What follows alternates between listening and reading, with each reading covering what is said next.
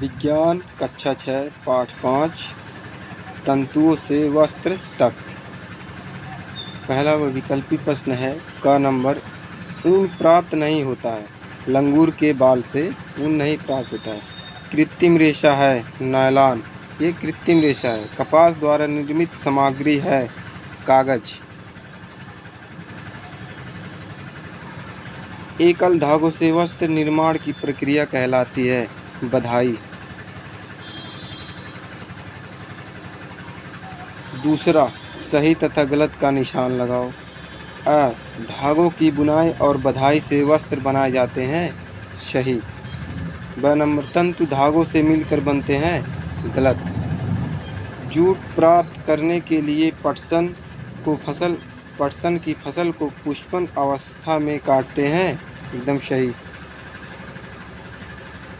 रेशम कीट के कोकून से रेशम का धागा प्राप्त किया जाता है सही।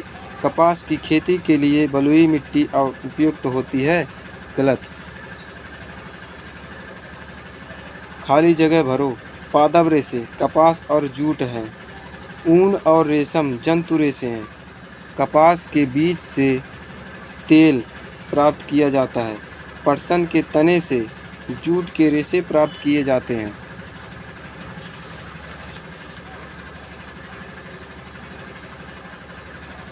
चौथा मिलान कीजिए। पानी में पटसन के तने को गलाना रेटिंग कहलाता है। कपास गोलकों से कपास के बीज को निकालना कपास ओटना। दो धागों की सहायता से वस्त्र बनाने की प्रक्रिया बुनाई। तंतु से धागों को बनाना कताई। एकल धागों से वस्त्र बनाने की प्रक्रिया बधाई। प्रश्न नंबर 5वां। निम्नलिखित रेशों को पादप जंतु तथा संश्लेषित रेशे में बांटिए। पादप रेशा जूट, फ्लैक्स, रुई। जंतु रेशा ऊन, रेशम आदि। संश्लेषित रेशा नायलॉन, पॉलिएस्टर आदि। छठवां। रुई तथा जूट पादप के किन किन भागों से प्राप्त होता है।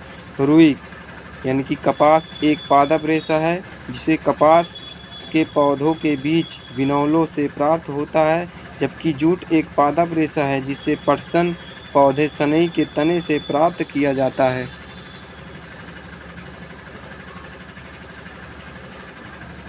पटसन के तने से जूट के रेशे को किस प्रकार पृथक किया जाता है।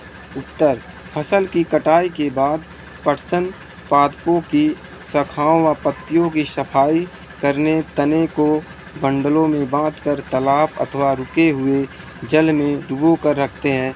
4-5 दिन बाद पौधों के मुलायम भाग गल जाते हैं और रेशे स्पष्ट दिखाई देने लगते हैं। तने को हाथों से पीटा जाता है। बाद में जूट के तंतुओं को खींचकर निकाला जाता है।